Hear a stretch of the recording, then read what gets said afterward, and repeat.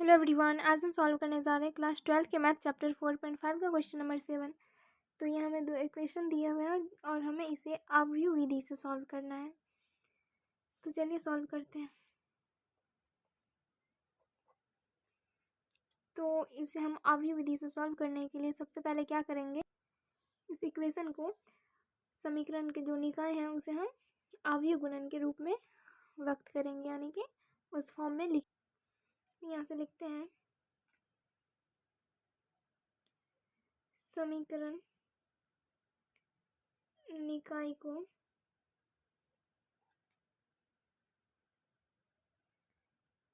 आव्यूह गुणन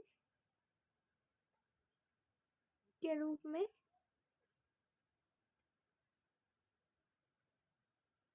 लिखने पर तो यहाँ से कितना आ जाएगा 5 7 2 3, यहाँ से x और y और ये 4 और 5। अब यहाँ से हम लिखेंगे, माना कि जो a है वो कितना है 5 2 7 3 और जो x है वो कितना है x और y और जो हमारा b है वो कितना है 4 और 5। यहाँ पे हमने क्या किया है ax इक्वल टू b, इसके फॉर्म में हमने लिखा है इसे। और अगर हम इसे ऐसे लिख सकते हैं तो हम कह सकते हैं कि x इक्वल टू कितना आएगा a इनवर्स b, ये हमें आगा काम देगा। अब हम जो हमारा a है उसका डिटर्मिनेंट वैल्यू निकालेंगे।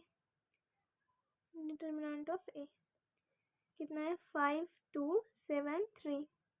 इसे सॉल्व करने में कितना आ जाएगा 5 इंटू 3 यानी कि 15 माइनस 7 इंटू 2 14 यानी कि 1। जो हमारा डिटर्मिनेंट आया है वो 0 के इक्वल नहीं है। तो हम यहाँ पे कह सकते हैं कि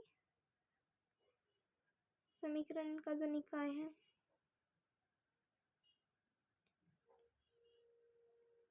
निकाय का अद्वितीय हल है, यानी कि केवल एक हल है,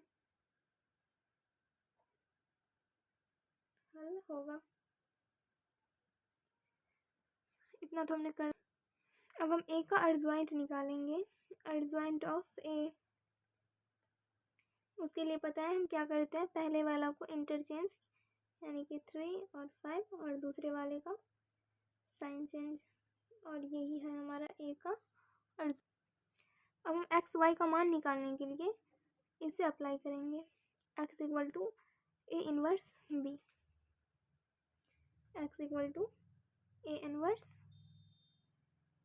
b।